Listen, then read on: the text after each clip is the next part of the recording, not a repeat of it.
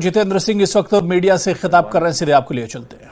In the election fray one doesn't resort to all these. इसका अर्थ यह है कि कहीं ना कहीं उन्हें लग रहा है कि थोड़ी सी चुनाव अभियान में उनकी कमी है। भारतीय जनता पार्टी को किसी और प्रॉक्सी को खड़े करने की आवश्यकता ही नहीं है। हम स्वयं अपने में ही सक्षम हैं। आपने कहा कि यूपीए और यूपीए में सरकार केंद्र में भी थी और जम्मू कश्मीर में भी कांग्रेस की सरकार को लेकर जब बात की वजह क्या है? उमर अब्दुल्ला इस तरह के बयान देकर आज भी उनको लगता है कि वोट बैंक हासिल किया जा सकता है। ये अभी मैंने कुछ क्षण पहले इसी बात का उत्तर दिया। ये तुष्टीकरण की राजनीति जो उनको कई सालों तक लाभ पहुंचाती रही, शायद उनको लगता है कि अभी, but this is met with principle of diminishing returns. और जैसे मैंने कल कहा था, some of our politicians are still trying the tricks of the last election. The voter has moved on, and so also has the media. So this is an age of real time reporting, real time check. So this doesn't work anymore. Congress का भी और जब ये चुनाव का नतीजा आएगा तो शायद इनको वो भी समझ आ जाएगी। कांग्रेस इस पे कुछ नहीं बोल रही। कांग्रेस इसलिए नहीं बोल रही कि मैंने कल श्रीनगर में भी कहा कि जब वो श्रीनगर जाते हैं तो वो 370 को हटाने के पक्ष में है, जब वो जम्मू आते हैं तो 370 को रखने के पक्ष में है, और जब वो दिल्ली जाते हैं तो ना हटाने के पक्ष में ना रखने के पक्ष में। तो उसी संदर्भ में मैंने कल श्रीनगर में ये कहा था कि 3 बयान लेकर के चलते थे एक जमाने 60-70 के दशक में। ये बड़ी कहावत मशहूर थी, बट अभी क्या हो रहा है कि वो दैट इज नॉट वर्किंग। अभी भी इनको लगता है कि शायद तुष्टीकरण के चलते उस तरह का इनको लाभ प्राप्त होगा या उस तरह के परिणाम मिलेंगे, लेकिन ऐसा होने नहीं वाला। वोटर जागरूक हो चुका है और अब the key voter today is the youth voter. उसके लिए भारतीय जनता पार्टी और मोदी जी ने जिस प्रकार का विकास का एजेंडा रखा है, स्टार्टअप का एजेंडा रखा है और करके दिखाया है। जैसे मैंने कहा, तर्क तथ्य और तुलना का युग है। 2014 में हम 350 स्टार्टअप थे, आज बढ़ करके हम 1.5-2 लाख तक पहुंच गए। आज हम दुनिया में स्टार्टअप की दुनिया में तीसरे दर्जे पर माने जाते हैं। ग्लोबल इनोवेशन इंडेक्स में हम 81 नंबर पर थे, आज 40 नंबर पे। हमें 5 फ्रजाइल इकोनॉमी में कहा जाता था यूपीए सरकार के दौरान 2014 में, और दुनिया इंतजार कर रही थी कि तब चरमरा जाएगी हमारी इकोनॉमी। आज हम फर्स्ट 5 में, from fragile 5 we are first 5, very soon will be number 3।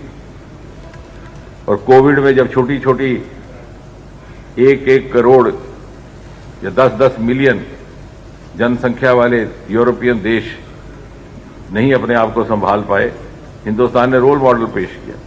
तो एक प्रमाणित और प्रमाण आधार एक 10 वर्ष का कार्यकाल रहा है मोदी जी का। और इसीलिए जम्मू कश्मीर का युवा और कश्मीर घाटी का भी युवा, क्योंकि यहां का युवा बड़ा आकांक्षी है, एस्पिरेशनल है। He doesn't want to miss the bus. He wants to be part of the journey led by Prime Minister Modi. He wants to avail of all the opportunities, avenues being unleashed. और ये बातें जो शायद पहले कहीं ना कहीं vote dividend देती होंगी, अब काम नहीं करती। और इसीलिए दिन प्रतिदिन भारतीय जनता पार्टी का समर्थन दोनों संभागों में बढ़ता जा रहा है। Sir, how do you see the two things? First is the statement of Umar Abdullah, in which he has said that the new Delhi is after him, and then his decision to contest from 2 seats in the Kashmir Valley. No, I think he has to ask for himself. Why should he be contesting from 2 seats? And what is the inference drawn by the media persons? जब भी कोई अपनी constituency बदलता है, पिछली बार से हमने भी 3 बार लड़ा इलेक्शन, तो हमने आग्रहपूर्वक कहा कि वहीं से खड़े होंगे। So if you have to prove your democratic credentials, you have to stick on to the constitution. If you change the constitution, it means you are on a weak wicket. And if you have more than one, weaker still. But I am not speaking for him. It is for him to introspect and for you guys to draw an inference. Sir, how you see this thing? We saw in Patla House, Sonia Gandhi was shedding tears for the terrorist kill. And then we saw Mehbooba Mufti speaking for Burhan Wali, said had she been knowing that Burhan Wali was inside, she would not have allowed the encounter to take place. And now all of a sudden, Umar Abdullah speaking for Afzal Guru, that he would not allow his execution because it led to nothing. So how you see? चलिए आगे बढ़ेंगे। मरकज़ वज़ीर दाखिला अमित शाह ने जम्मू में इंतखाबी rally से खिताब किया। इस दौरान उन्होंने जम्मू कश्मीर के इलाकाई सियासी लीडरान और जमातों को तनकीद का निशाना बनाया। उन्होंने कहा कि जम्मू कश्मीर में 370 की मनसूखी के बाद तरक्की और खुशहाली आई है। उन्होंने कहा कि जम्मू कश्मीर से दहशतगर्दी को जड़ से खत्म किया जाएगा। इस दौरान उन्होंने दहशतगर्दी फैलाने वाले मुल्क पाकिस्तान को सख्त पैगाम दिया। शाह ने पार्टी के सीनियर क़यादत और बूथ लेवल मैनेजमेंट कमेटी के मेंबरान से मुलाकात की। इस दौरान असेंबली इंतखाबात की तैयारियों पर तबादला ख्याल किया गया। इजलास में बीजेपी के कारकुनान की खासी तादाद ने शिरकत की। ये जो चुनाव पहली बार 370 की परछाई से बाहर निकल रहा है, इसका चमत्कार हमने लोकसभा चुनाव में देखा है। पहले दिल्ली के हलकों में अगर लोकसभा में 10% भी घाटी में वोटिंग हो जाए तो बड़ी सिद्धियां मनाती थी ये सरकारें। आज बेरोक टोक निसंकोच मतदान के कारण आज 58.46% मतदान हुआ है, जो लोकतंत्र की सबसे बड़ी विजय है। मैं स्पष्ट कर देना चाहता हूं कि चुनाव भारतीय जनता पार्टी बड़े जोर के साथ, मन के साथ लड़ेगी भी और जीतेगी भी, इसमें किसी को संशय रखने की जरूरत नहीं है।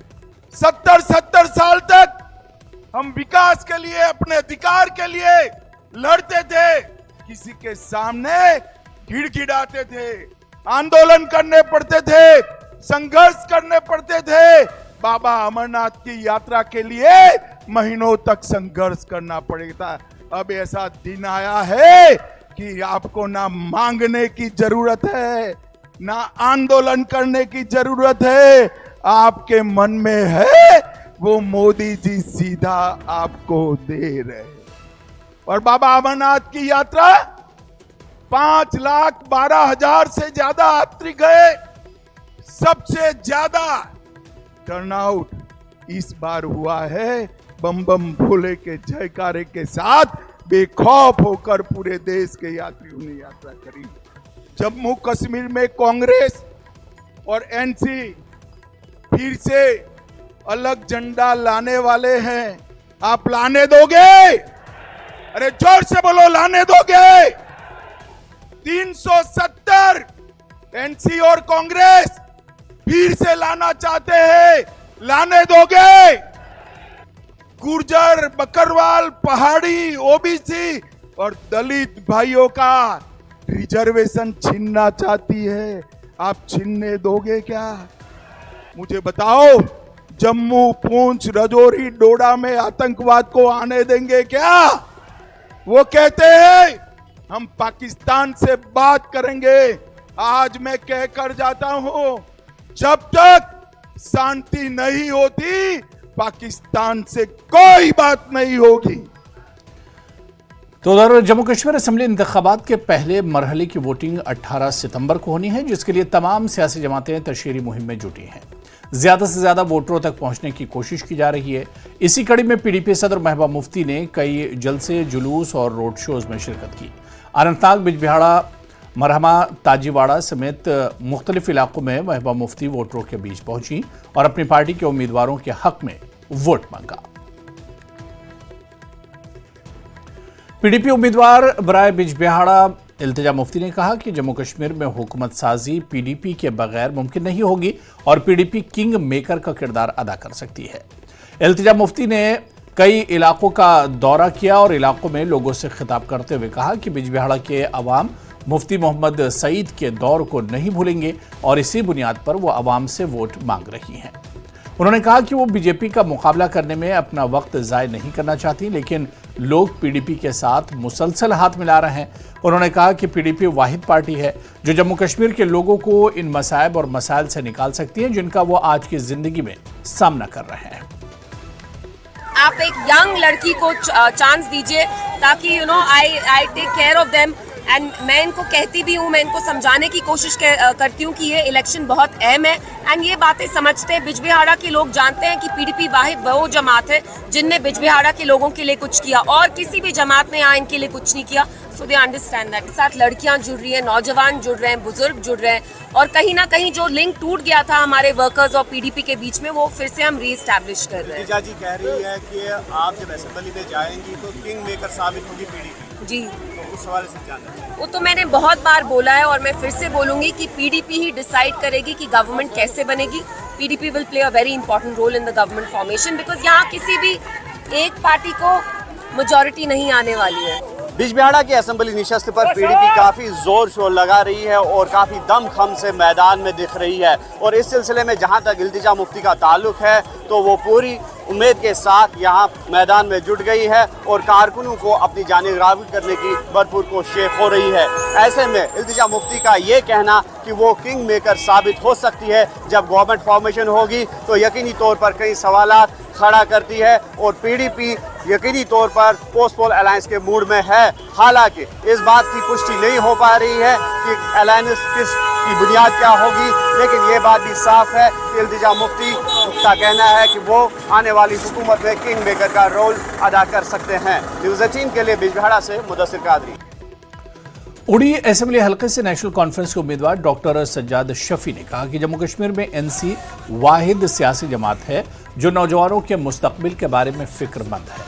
उन्होंने मजीद कहा कि लोग अब असेंबली के लिए सही उम्मीदवारों के इंतखाब के बारे में जान चुके हैं जो हर तरह की मुश्किलात के बावजूद इनके खैर ख्वाह बन सकते हैं। सज्जाद ने कहा कि इन्हें इस सरहदी इलाके के अवाम की जानिब से मुस्बत रद्द-ए-अमल मिल रहा है जो कि एक के बाद दीगरे हुकूमतों और मकामी रहनुमाओं के हाथों बुनियादी सहूलतों से महरूम है। मैं ये कहूँगा कि नेशनल कॉन्फ्रेंस की इंशाल्लाह रब्बिल अज़ीम जीत होगी उड़ी से। लोग समझ चुके हैं, लोग आया हैं कि कौन सी जमात है जिसने उड़ी की भलाई की है, कौन सी जमात है जिसने नौजवानों की भलाई की है। वो सिर्फ नेशनल कॉन्फ्रेंस है। जब नेशनल कॉन्फ्रेंस इक़्तिदार में आई उनने सबसे पहले नौजवानों के बारे में सोचा। मैं आपको बताऊं कि आखिरी बार जब 2002 में हम आए थे, 2014 में भी जीते लेकिन तब हम अपोजिशन में थे, लेकिन 2002 तक जब शफी साहब यहाँ पे नेशनल कॉन्फ्रेंस के उम्मीदवार और यहाँ के एमएलए थे तो उड़ी में बेरोज़गारी अगर हम ये कहेंगे शरह जो थी वो 1% भी नहीं थी। इस वक्त उड़ी में शरह जो है बेरोज़गारी की वो 40% हो चुकी है और इंशाल्लाह जैसे कि हमारे मैनिफेस्टो में भी आया है कि हम अगले 5 साल में 1 लाख जॉब्स देंगे और जो लोग बिज़नेस करना चाहेंगे उनके लिए भी हमारा ये है कि हम उनके लिए फैसिलिटेट करेंगे लोन्स का, एंटरप्रेन्योरशिप के लिए, स्किल लेबर के लिए, तो वो हमारा मेन फोकस रहेगा। बारामूला जिले के रफीबाद इलाके से कश्मीरी पंडित खातून आरती नेहरू ने सोपुर असेंबली हलके से आज़ाद उम्मीदवार के तौर पर असेंबली इलेक्शन लड़ने की ख्वाहिश जाहिर की। सियासी पस मंज़र रखने वाली आरती नेहरू ने कहा कि कश्मीर उनके दिल के करीब है और उनकी ख्वाहिश है कि कश्मीरी नौजवानों को एक मौका और रास्ता दिया जाए ताकि वो हिंदुस्तान और बैरून मुल्क मुसाबिकत की सतह पर मुकाबला कर सकें। उन्होंने मजीद कहा कि सोपुर शहर में बुनियादी सहूलियात का भी फुकदान है और वो इस तारीखी कस्बे की शान रफ्ता बहाल करने की कोशिश करेंगी। आरती ने कहा कि कश्मीरी पंडित अक्सरियती बिरादरी का हिस्सा हैं और पंडित बिरादरी के बेघर अफराद को एक मौका फराहम किया जाना चाहिए ताकि वो अपने मुसलमान पड़ोसियों के साथ वादी में रह सकें। उन्होंने कहा कि सियासत ने 2 बिरादरियों को तकसीम कर दिया है और अगर वो इक़्तिदार में आई तो इस खलीज को पूरा करने के लिए काम करेंगी।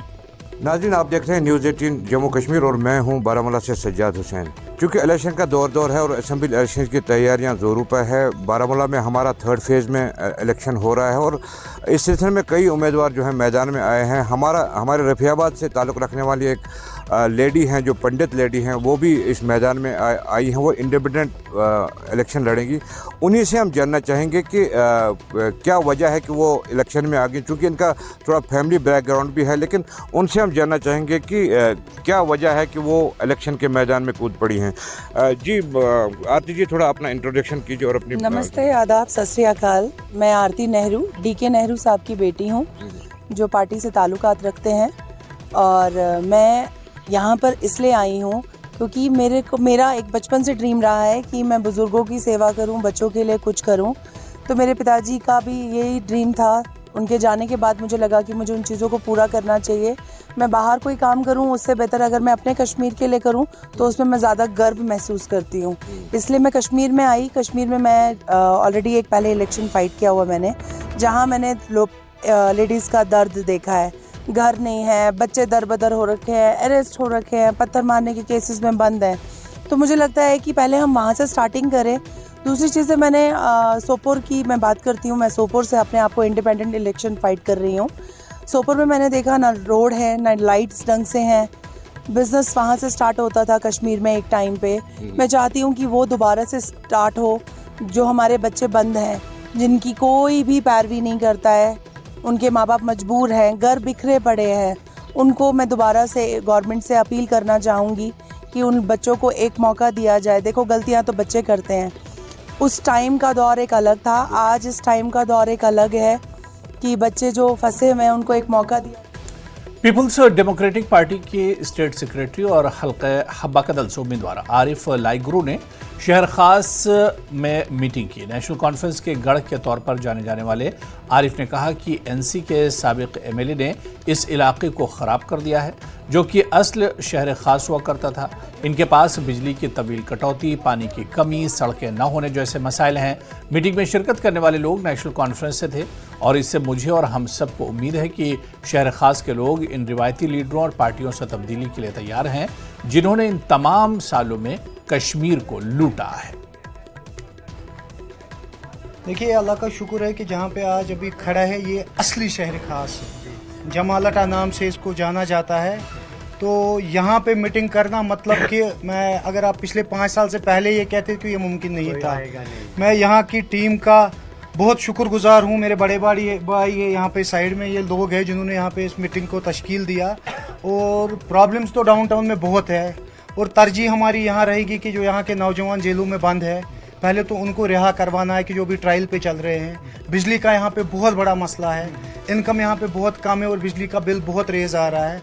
तो इंशाल्लाह ऐसी कोई बात करेंगे कि अगर पावर में इंशाल्लाह अल्लाह ताला ने इज्जत दे दी तो कि कोई ऐसी स्कीम लाए कि जो पहले यहाँ फ्लैट होता था, फ्लैट रेट होती थी, कि उस पर काम करे। और सड़कों कोचों के मुझे समझ में नहीं आ रहा कि जो पिछले प्रीवियस यहाँ पे एमएलए साहिबान रहे हैं। आप मुबारक गुल की बात कर रहे हैं। नहीं, बिल्कुल मैं करूँगा, इसमें कोई मैं मुबारक गुल की बात नहीं। तो मैं तो रिप्रेजेंटेटिव की बात कर रहा हूँ। तो ज़ात तो फिर बाद में होती है। अगर तो लोगों ने उनको वोट दिया, वोट तो इसीलिए लिया कि एमएलए साहब के काम करेंगे। और यहाँ पे इनका जुड़ना मेरे साथ, मैं आपको एक चीज़ जहन में डालना चाहता हूँ, जहाँ पे मैं मीटिंग कर रहा हूँ ये सारे नेशनल कॉन्फ्रेंस के वर्कर्स थे। तो मैं अल्लाह का शुक्रगुजार हूँ कि इन्होंने एक छोटे से बच्चे के सर पे ऐसे हाथ रखा और आगे चलाने का काम का वादा किया है। और इंशाल्लाह मैं भी इनके साथ शाना बशाना खड़ा रहूँगा।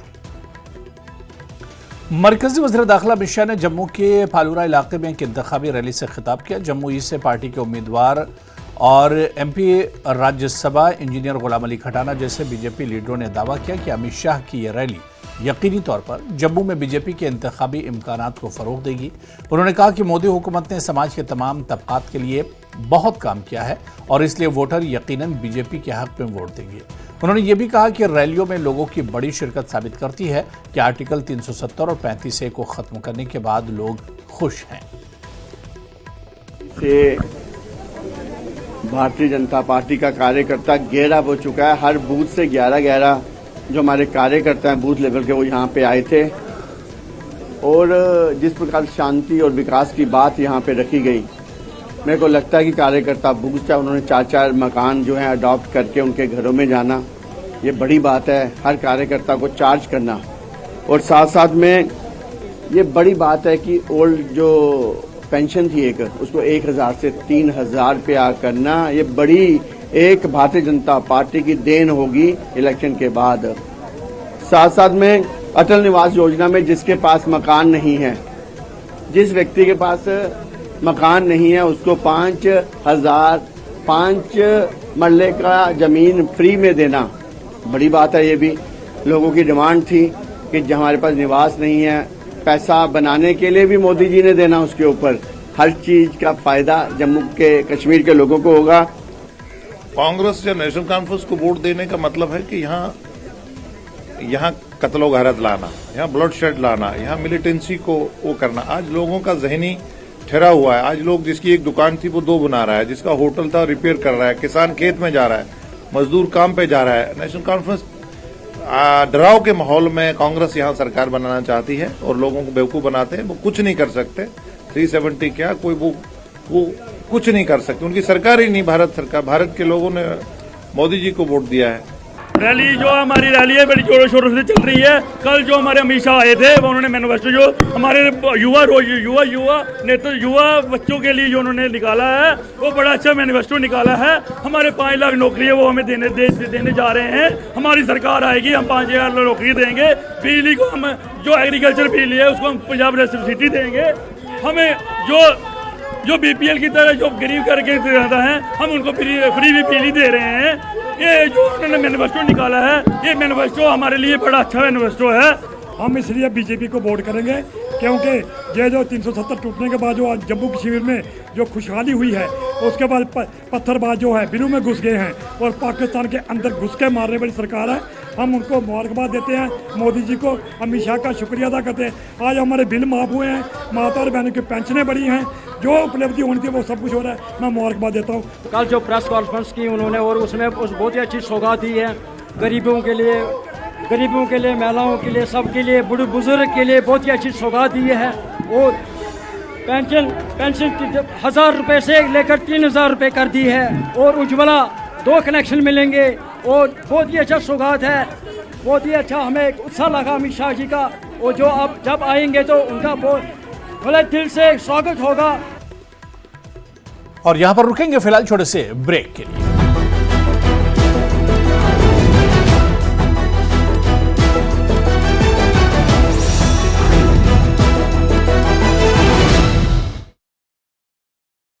उल्टी बना रहे लेडीज बनाते उनके काम वाली बनाते हो भाई। तो अब कैसा क्या माहौल है? कोई नहीं होता। क्या माहौल अब? माहौल बढ़िया है, दया ऊपर वाले की। चुनावी माहौल चल रहा है, जो खड़ा हो जाएगा अच्छे जिसको वोट दे देंगे, बढ़िया है। क्या सोचा फिर अब की बार वोट किसको है जी? वोट किसको? वोट जो देखेंगे पहले खड़ा कौन होता है, उसके बाद देखेंगे चुनाव किसको देना चाहिए। पहले वो तो देखेंगे 5 साल का कार्यकाल कैसा रहा कांग्रेस? की बात ठीक है, बढ़िया रहा काल। आप देखेंगे ना किसको सीट मिलती है, पहले टिकट किसको मिलती है, उसके बाद देखेंगे वोट किसको दें। अच्छा, हाँ। क्या नाम अंकल जी?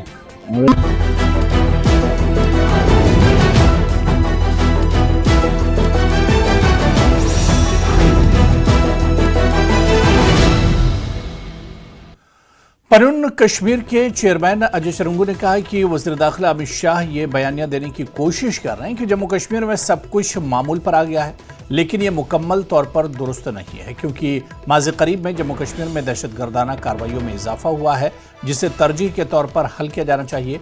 न्यूज़ 18 से बात करते हुए शरुंगू ने कहा कि वज़ीर दाखिला को कश्मीरी पंडित बिरादरी की नकल मकानी को वादी कश्मीर से बड़े पैमाने पर नस्लकुशी के तौर पर तस्लीम करना चाहिए और कश्मीर में अलहदा वतन ही वाहिद हल है। होम मिनिस्टर जी को जिनोसाइड को पहले मानना चाहिए। होम मिनिस्टर इस वक्त जिनोसाइड को डिनाई करने वाली जो शक्तियां यहाँ पे हैं या जिनोसाइड को जो कंसोलिडेट करने वाली शक्तियां, उनमें से अग्रणी शक्ति के रूप में उभरे हैं पिछले 4-5 साल से। होम मिनिस्टर के जो अभी तक अप्रोच रहा है जम्मू कश्मीर में कि भाई नॉर्मलसी आ रही है, नॉर्मलसी आ रही है, नॉर्मलसी आ रही है, ये टेररिज्म को नॉर्मलाइज करने की बात है।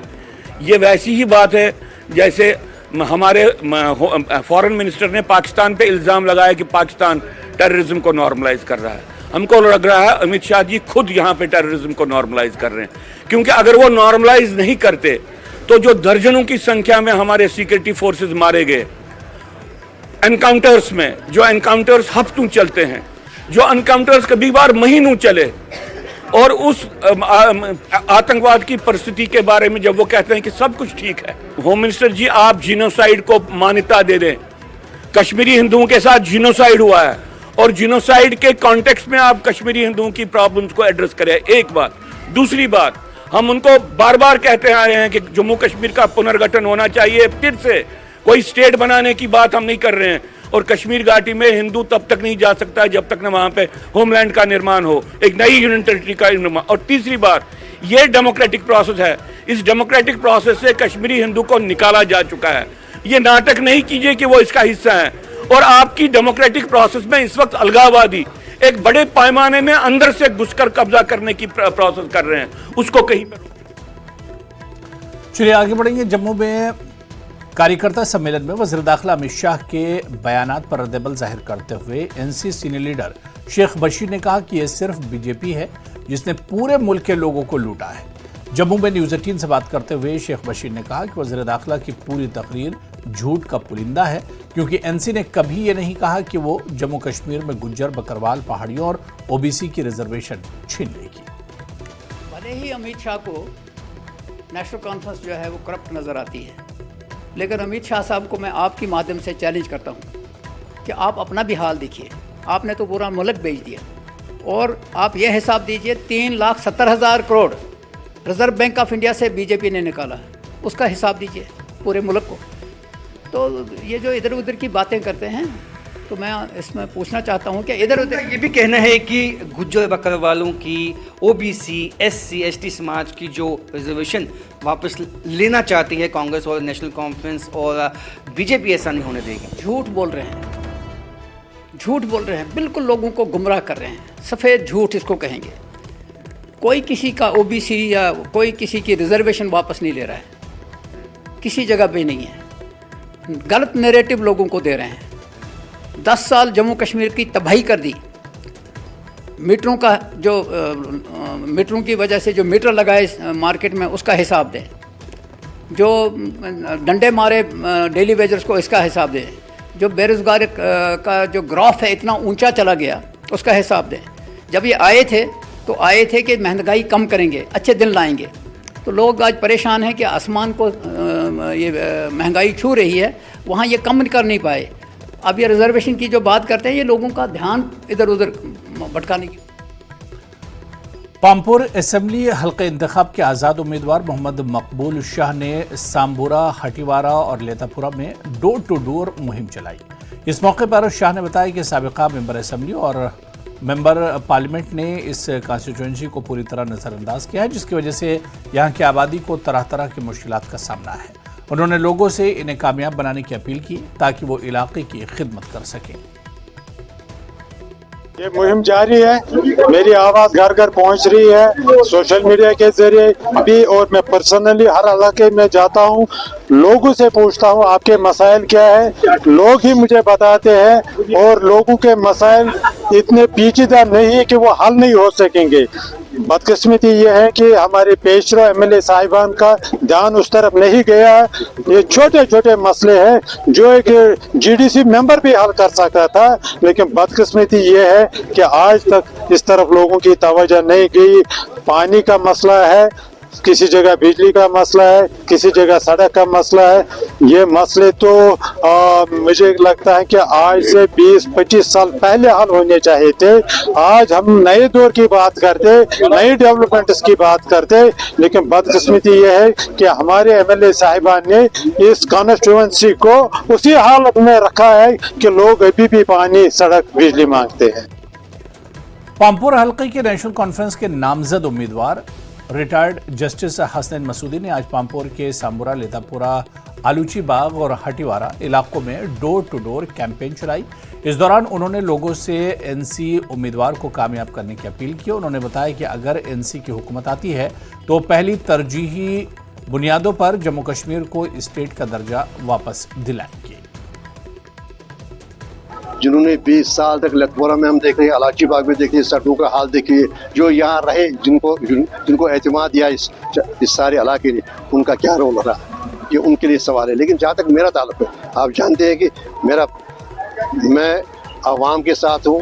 हमारी जमात जो है आवाम दोस्त जमात है, और हमने आज ही नहीं, समाजी इंसाफ हो, सियासी इंसाफ हो, रोज़ अव्वल से ही हमने जद्दोजहद की जम्मू कश्मीर के आवाम के लिए, इनको बाइख्तियार बनाने के लिए। लेकिन आप देखिए 34 लाख कनाल अराजी मुंतकिल हुई लैंड टेलर प्रोग्राम के जागीरदारी, वर्दारी वगैरह खत्म का काजम हुआ। उसके बाद जो समाजी इंसाफ की बात है, सियासी हुकूक की बात है, हमारे कायद का ये कहना था, बाबा कौम का ये कहना था, सरदारी अवाम का हक है। उन्होंने शख्सी राज को चैलेंज किया, उन्होंने कहा नहीं, ये आपका हक नहीं, इनका हक है।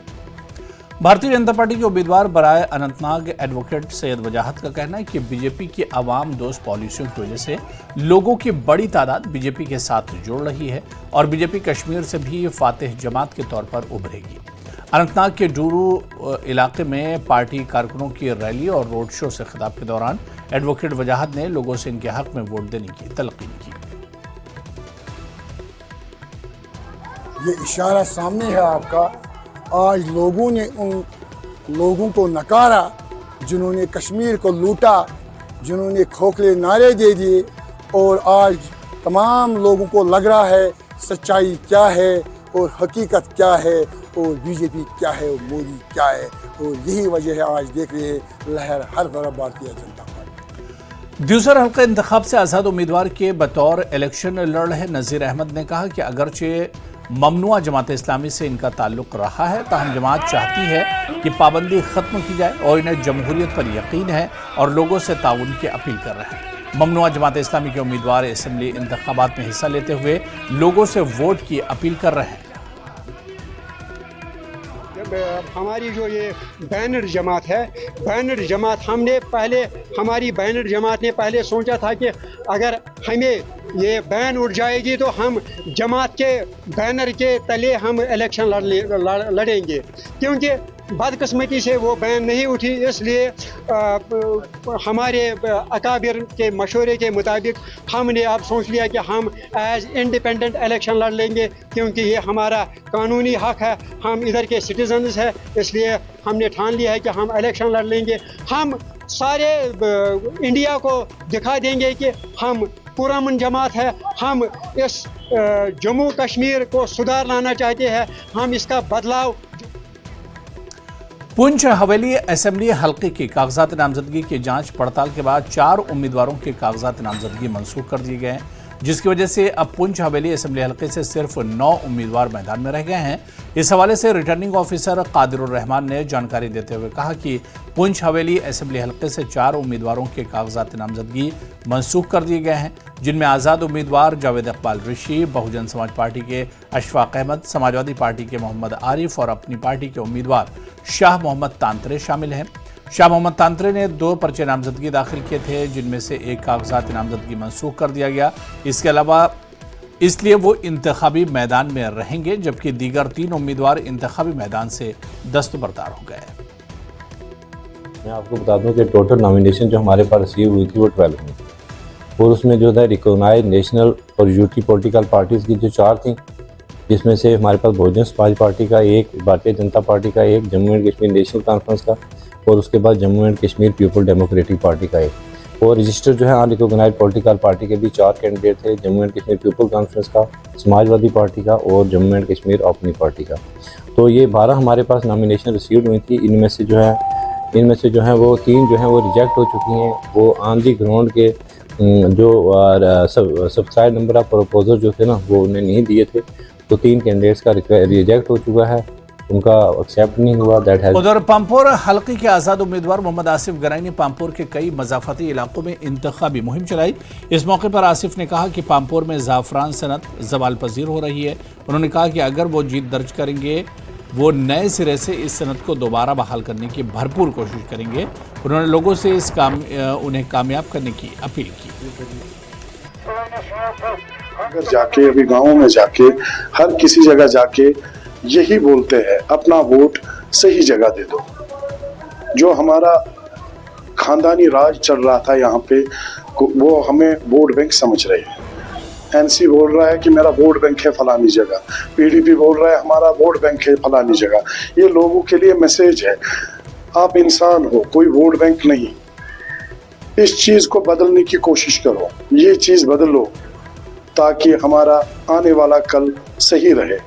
ये हुकूमत जो है ये बागडोर अच्छे हाथ में चली जाए और उसके हाथ में चली जाए जो आवाम की आवाज़ उठा सके, आवाम की बात कर सके, यहाँ पे ग्राउंड जीरो में भी और हिंदुस्तान के ऐवान। और यहाँ पर रुकेंगे फिलहाल छोटे से ब्रेक के लिए।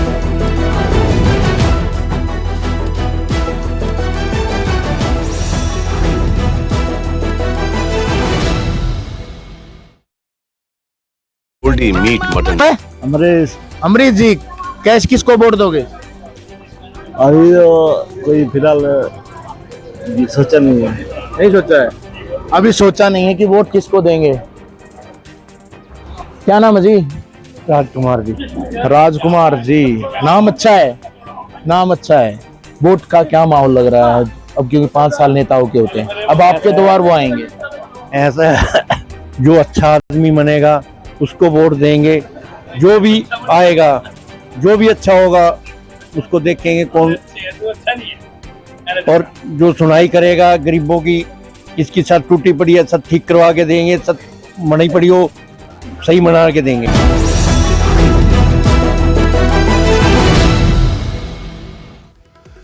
डेमोक्रेटिक प्रोग्रेसिव आज़ाद पार्टी के उम्मीदवार बराए गांदरबल असेंबली हल्का कैसर सुल्तान, जिसने डोर टू डोर मुहिम के सिलसिले में गांदरबल के इलाके शेरपथरी में लोगों से मुलाकात की। कैसर सुल्तान ने लोगों से बातचीत की, जिन्होंने उन्हें मसाइल और शिकायत से आगाह किया। कैसर सुल्तान ने आवाम को यकीन दिलाया कि इनकी तमाम शिकायत का इजाला किया जाएगा और इन्हें वोट दिया जाएगा। कैसर सुल्तान ने मीडिया से गुफ्तगू करते हुए कहा कि ये इलाका जो जिलाई हेडक्वार्टर से चंद मील के फासले पर है, इनको साबिका अरकान असेंबली ने नज़रअंदाज किया, जिन्होंने वोट हथिया लिए और फिर इख्तिदार में आने के बाद गायब हो गए। चीज़ों के लिए तो हमें तब्दीली चाहिए। मैं अगर सुबह पैदल मार्च करने निकला हूँ, पूरे गांदरबल कॉन्स्टिट्यूंसी का मैं पैदल मार्च करने जा रहा हूँ, लोगों के साथ, अपने सपोर्टर्स के साथ, और जो प्यार मुझे मिल रहा है लोगों से। मैं हल्का शालबुग में अभी हूँ, जहाँ से हमारा ये कारवान जा रहा है, और शेरपथरी ब्लॉक से जो प्यार मिल रहा है माओं का, बहनों का, उस चीज़ से मैं बहुत खुश हूँ। लोगों का रेस्पॉन्स है, तब्दीली आनी चाहिए। आपकी बात दुरुस्त है कि यहाँ पे आज के टाइम पे भी 21वीं सदी है और डिजिटल इंडिया की बात होती है। नेटवर्क जो बुनियादी ज़रूरत है इंसान की, उस चीज़ से भी ये इलाका महरूम है। यहाँ पे कुछ घरों में मैं गया, आप यकीन नहीं मानोगे, बैठने के काबिल नहीं है वो, सोने की बात ही नहीं है और खाने की बात नहीं। ये जो दावा करते हैं ये बिल्कुल खोखले दावा है इनके। चाहे नेशनल कॉन्फ्रेंस ने यहाँ पे आज तक हुकूमत की, चाहे PDP ने हुकूमत की, चाहे कोई और जमात है, मगर मेरा जो मानना है, मैं बुनियादी सहूलियतों पे ध्यान दूंगा, आवाम को सामने आऊँगा, जो उनके बुनियादी मसाइल हैं, जो उनके बुनियादी हुकूक हैं, वो उनको मिलनी चाहिए। बारामूला असेंबली हल्के के पीपल्स कॉन्फ्रेंस के उम्मीदवार आसिफ लोन ने कहा कि उनकी तरजीह बारामूला असेंबली हल्के की तरक्की के अलावा नौजवानों के लिए रोजगार के मौके पैदा करना होगी। आसिफ लोन ने मजीद कहा कि पार्लिमानी इंतखाबात में वोटर्स बड़ी तादाद में वोट कास्ट करने के आए थे, जिसने एक खास तासुर के खिलाफ अपना गुस्सा जाहिर किया। उन्होंने कहा कि असेंबली इंतखाबात में यह तासुर कहीं नजर नहीं आ रहा है और अवाम इस बार अपने लीडरों को चुनने के लिए समझदारी से वोट देंगे। उन्होंने कहा कि सज्जाद गनी लोन के पास एक विजन है और अगर उनकी पार्टी इख्तिदार में आई तो अवाम के तमाम मसाइल का इजाला किया जाएगा। इलेक्शन की आपने बात की, आपने बिल्कुल सही कहा। पार्लियामेंट इलेक्शन में लोगों ने अपने मुल्क को ये दिखाया कि हम तिहाड़ जेल के साथ हैं। तिहाड़ जेल में आपके मकबूल भट्ट है, उनकी कब्र है। तिहाड़ जेल में आपके अफजल गुरु साहब की कब्र है, और उसी तिहाड़ जेल में बदकिस्मती के साथ आज इंजीनियर रशीद भी है। PDP उम्मीदवार तराल रफीक अहमद नाइक ने पेंगलिश और रटसाना तराल में इंतखाबी मुहिम जारी रखी। इस दौरान नाइक ने उन्हें कामयाब कराने की अपील की है। जो रोड ये है अपना वहाब साहब खरीव रोड और ये बटनूर पहलगाम रोड, ये नेसेसिटी है, वक्त की ज़रूरत है। गवर्नमेंट ने अगर कुछ इसमें बैरिकेड्स लगाए हैं, कुछ उन्होंने इकोलॉजी का, कोई फॉरेस्ट डिपार्टमेंट का, हम उनसे बात करेंगे, बैठेंगे। ये वक्त की ये मरकज़ी वज़ीर डॉक्टर जितेंद्र सिंह ने नेशनल कॉन्फ्रेंस और कांग्रेस पर तंज करते हुए कहा कि वो दोनों जमातें हमें आर्टिकल 370 को मनसूख करने से पहले के दौर में वापस ले जाना चाहती हैं, लेकिन हम ऐसा नहीं होने देंगे। डॉक्टर सिंह ने कहा कि ये वोट बैंक की लड़ाई नहीं बल्कि नज़रियात की लड़ाई है। उन्होंने कहा कि अगर आर्टिकल 370 के दौर की बात करें तो हमारी बहनों बेटियों को उनके बुनियादी हुकूक नहीं मिल पा रहे थे। पनाहगुज़ीनों को पिछले 70 सालों से उनके हुकूक से महरूम रखा गया। वाल्मीकि समाज की कोई तरक्की नहीं हुई। उन्होंने कहा कि दफ़ा 370 की मनसूखी ने बहनों और बेटियों को उनके बुनियादी हुकूक दिए हैं, पनाहगुज़ीनों को शहरियत मिली है और वाल्मीकि समाज को इंसाफ फराहम हुआ है।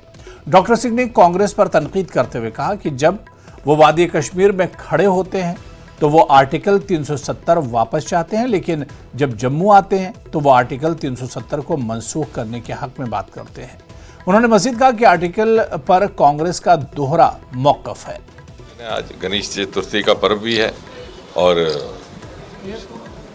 माननीय पवन गुप्ता जी के नामांकन का मुहूर्त भी था, और जैसा हम सब जानते हैं यहाँ के लोकप्रिय नेता हैं, केवल उधमपुर वेस्ट के ही नहीं, जम्मू कश्मीर के भी और उधमपुर ज़िले के तो हैं ही हैं। और जिस प्रकार से लाला शिवचरण गुप्ता जी ने इस क्षेत्र की सेवा की थी और सारा अपना जीवन उसमें व्यतीत कर दिया, उसी विरासत को आगे बढ़ाते हुए इन्होंने। जम्मू कश्मीर पुलिस ने राजौरी जिले में छत्तीसगढ़ के एक शख्स उमेश कुमार साहू को 9 किलोग्राम मंशियात के साथ गिरफ्तार किया। ये गिरफ्तारी जम्मू राजौरी पुंछ कौमी शाहराह पर कलर चौक पर कायम पुलिस के एक नाके के दौरान अमल में आई। नाका चेकिंग के दौरान पुलिस की एक टीम गाड़ियों और पैदल चलने वालों की चेकिंग कर रही थी कि एक शख्स ने नाका टीम को देखकर मौके से फरार होने की कोशिश की। इसकी मशकूक नकलो हरकत पर पुलिस इसे रोकने में कामयाब हो गई और इसके बाद इस शख्स से मंशियात 9 किलोग्राम की एक खेप बरामद हुई। मुलजिम उमेश कुमार साहू वल्द आनंद राम साहू साकिन छत्तीसगढ़ को गिरफ्तार कर लिया गया। अल्लाह के फजल से वो आप देख रहे हैं लोगों में कितना जोश खरोश है और बड़े जज्बे के साथ काफ़ी अरसे से इंतज़ार में है। खासकर जो जवानों का रोल है आज बहुत ही अहम है पिछले 10 वर्षों से, इस लिहाज से कि कुछ हुआ नहीं। अमीर तरक्की के लिहाज से खोखले दावे हैं, सियासी मामले भी उलझे हुए हैं और रियासत में आप देख रहे हैं कि बिजली का सबसे संगीन मामला, फीस नहीं अदा कर सकते हैं, रोज़ बरोज़ उसमें इजाफा किया जा रहा है, ग्रामबाजारी है। गवर्नमेंट हायर सेकेंडरी स्कूल डटसर तराल ने शुरका में वोटर बेदारी बढ़ाने के लिए स्वीप प्रोग्राम का इनेकाद किया। इस तकरीब में जनरल ऑब्जर्वर तराल हल्का ब्रजेश नारायण सिंह ने शिरकत की। प्रोग्राम का मकसद पहली बार वोट देने वालों में इंतखाबी अमल में इनकी शिरकत की अहमियत के बारे में बेदारी पैदा करना है।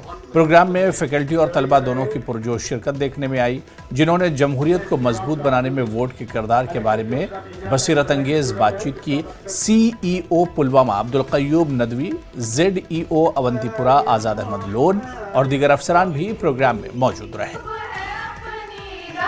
इसका मकसद सिर्फ ये है कि इलेक्शन के बारे में लोगों को अवेयर किया जाए और उनको मज़ीद मोटिवेट भी किया जाए कि वो अपने इस राइट का इस्तेमाल करें 18 तारीख को। और 18 तारीख को हमारे बच्चे स्कूलों के जो हायर सेकेंडरीज और कॉलेज के हैं उनके लिए ये अवेयरनेस है कि 18 साल के अगर वो हो गए हैं तो 18 सितंबर को उन्हें अपने इस पावर का इस्तेमाल करना है जो उनका राइट टू वोट है।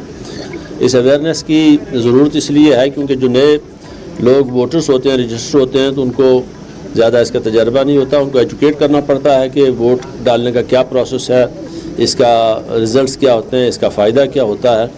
एक नई गवर्नमेंट और एक नया समझे गवर्नमेंट का जो स्ट्रक्चर है वो बनता है तो उसमें जो नुमाइंदे होते हैं उनको वोट से जिताया जा सकता है। पामपुर हल्के के PDP उम्मीदवार जहूर बीर ने इलेक्शन मुहिम जारी रखी है। इस दौरान लघु सांबुरा और दीगर मज़ाफ़ात में अपनी इंतखाबी मुहिम चलाई। उन्होंने साबिक पार्लियामेंट मेंबर पर निशाना साधते हुए कहा कि मौसूफ मेंबर ने इलाके में कोई भी तामीर व तरक्की का काम नहीं किया और आज दोबारा लोगों से वोट मांगे जा रहे हैं। मिलने लोगों से उन्हें इंतखाबात में कामयाब बनाने की अपील।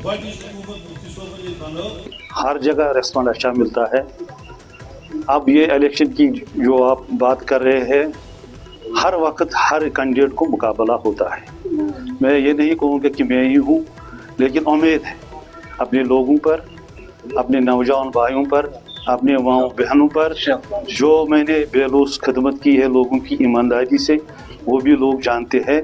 उस बिना पर मैं ये कहता हूँ कि मैं अपनी जगह मुतमईन हूँ कि मैंने लोगों की खदमत की है, बेलूस खदमत की। उस बिना पर मुझे पूरा उम्मीद है अल्लाह पर और अपने लोगों पर। जब दफ़ा 370 की बिल वहाँ पेश की गई, वो हंस रहा था उस वक्त और यहाँ लोग गम में थे, उस वक्त घरों में बैठे थे, कोई बात नहीं करने के लिए कोई तैयार नहीं था। इधर आम इंसान, इतना डर था, इतना खौफ था। और जब होम मिनिस्टर साहब ने उसके सामने ये बातें भी कही कि मैं रात भर। बीजेपी के उम्मीदवार बराए अनंतनाग वेस्ट मोहम्मद रफीक वानी का कहना है कि कश्मीर के लोगों को अब बीजेपी का अवाम दोस्त एजेंडा समझ आया है। जिसकी बिना पर बीजेपी कश्मीर में भी कामयाबी का दावा करती है। उन्होंने कहा कि पार्टी के स्टार कैंपेनर्स बीजेपी की मुहिम में मजबूती फराहम करने की गर्ज से यहाँ आ रहे हैं, जबकि अनंतनाग वेस्ट में मुहिम को तक़वियत बख्शने की गर्ज से मरकजी सतह के वजीर की आमद मुतवक्के है। हम 10 साल लोगों के बीच में काम करते हैं। हम आज भी उसी तरीके से काम कर रहे हैं जिस तरह हमने 10 साल काम किया। गरीबों के बीच में रह के हमने गरीबों के लिए अच्छाई के लिए काम किया है। और आज मेरे को अनंतनाग वेस्ट से पार्टी की ओर से मैंडेट मिला है। पूरे ताकत के साथ हम इस इलेक्शन को लड़ रहे हैं। लोग भारतीय जनता पार्टी को चाहते हैं क्योंकि लोग समझ चुके हैं कि यहाँ पे अगर पीस किसी ने दिया है वो भारतीय जनता पार्टी है। आज शांति से हर कोई अपना। और यहाँ पर रुकेंगे फिलहाल छोटे से ब्रेक के लिए।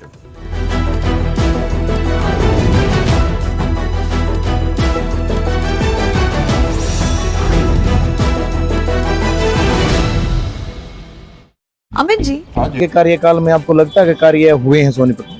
बहुत अच्छे हुए हैं कार्यकाल, तो बहुत कार्य हुए हैं। अब किसको देंगे, कांग्रेस या बीजेपी? भाई बीजेपी उम्मीदवार होगा, जो भी आएगा उम्मीदवार के ऊपर ही है। जो भी आएगा, चाहे कांग्रेस आए चाहे बीजेपी आए, उसको देखेंगे कौन सही आ रहा है। चुनावी माहौल आ गया है, तो आपको लगता होगा कि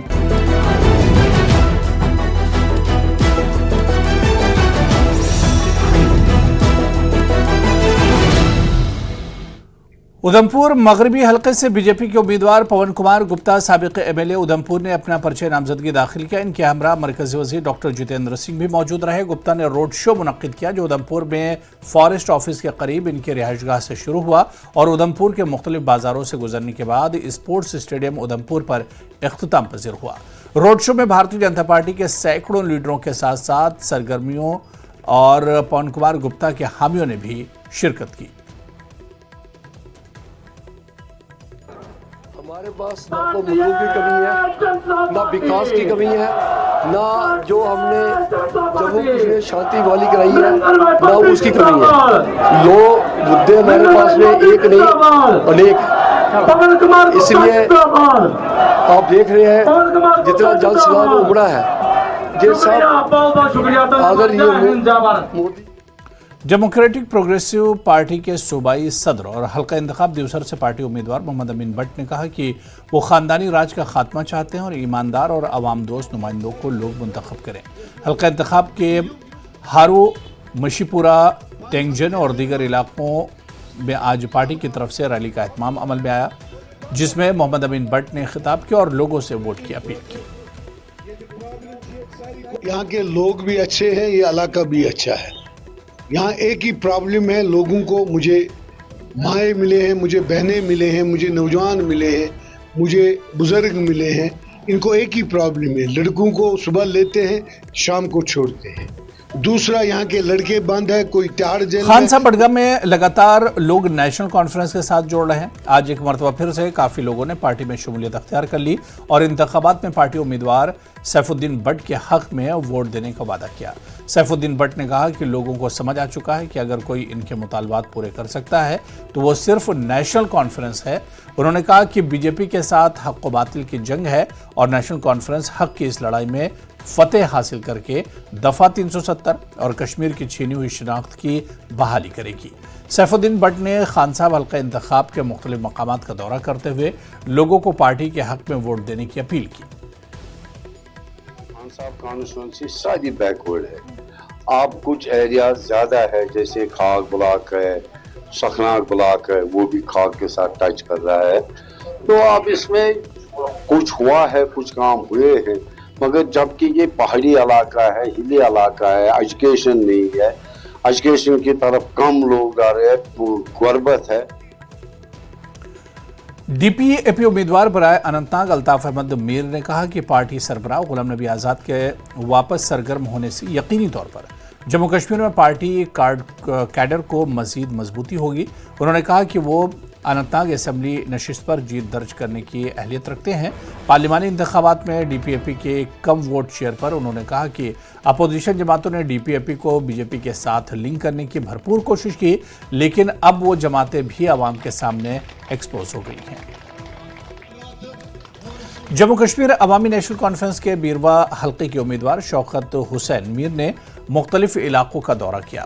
उन्होंने कहा कि गुज़िश्ता सियासतदानों ने 12वां हल्के को नज़रअंदाज किया, इसीलिए वो मैदान में उतरे हैं। शौकत मीर ने कहा कि वो नौजवानों की बहबूदी और हल्के की तामीर और तरक्की के लिए काम करेंगे। शौकत ने अवाम से वोट देने की अपील की।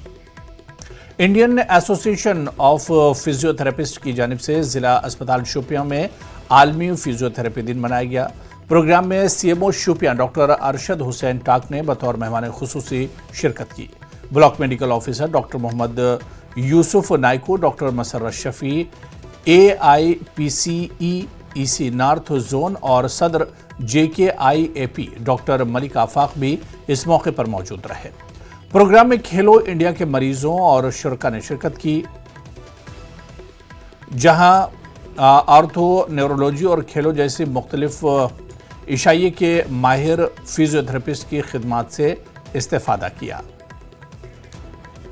करगिल में डिस्ट्रिक्ट अस्पताल करगिल के फिजियोथेरेपी सेक्शन ने IAP डिस्ट्रिक्ट ब्रांच करगिल के इश्तराक से आलमी योम फिजियोथेरेपी मनाया। इस तकरीब का मरकज इस साल के आलमी थीम कम कमर का दर्द और फिजियोथेरेपी था, जिसमें सेहत के इस वसी मसले को संभालने में फिजियोथेरेपी के अहम किरदार पर रोशनी डाली गई।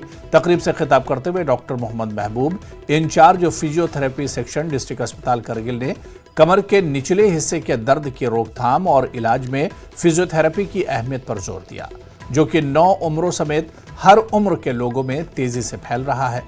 उन्होंने फिजियोथेरेपी के फवायद के बारे में ज्यादा से ज्यादा अवामी बेदारी की जरूरत पर भी जोर दिया।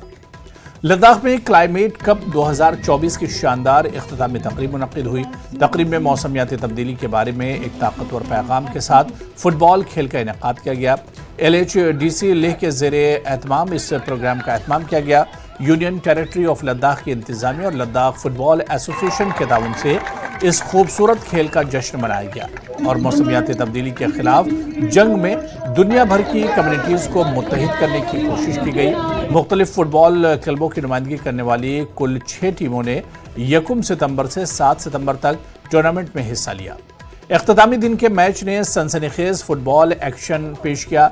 फाइनल मैच में गोकुलम केरला FC ने गैर मामूली महारत और टीम वर्क का मुजाहरा करते हुए जम्मू कश्मीर बैंक को ज़ेर किया। इस मौके पर lieutenant governor Ladakh doctor BD Mishra ने बतौर मेहमान खुसूसी शिरकत की।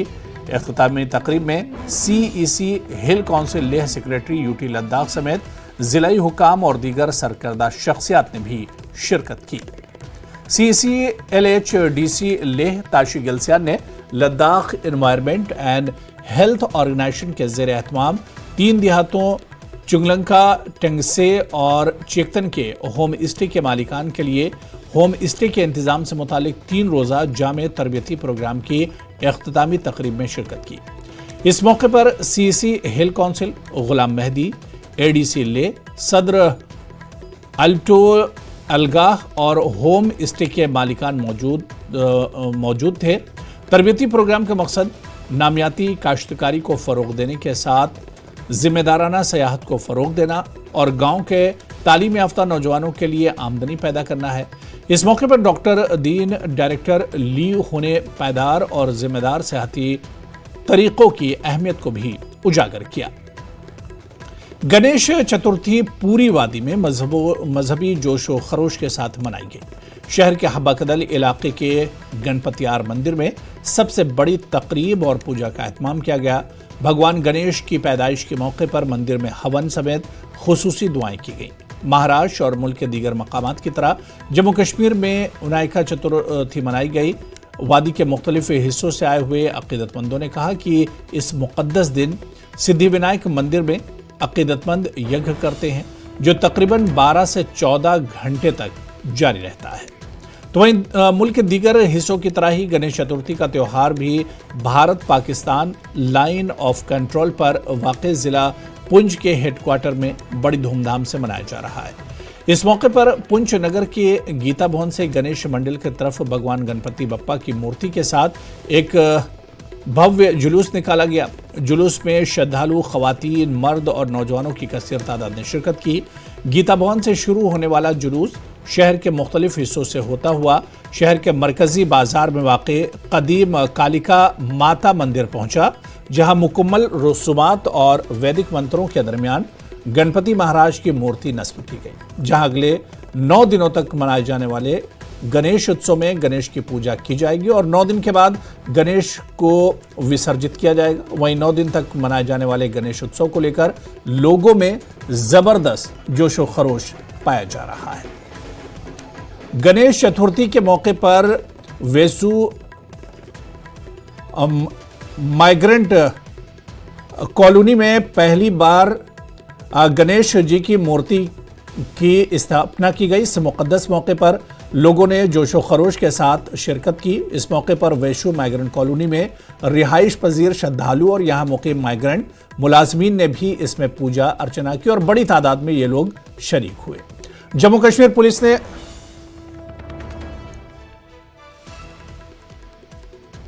तो इस बुलेटिन में फिलहाल इतना ही। नमस्कार।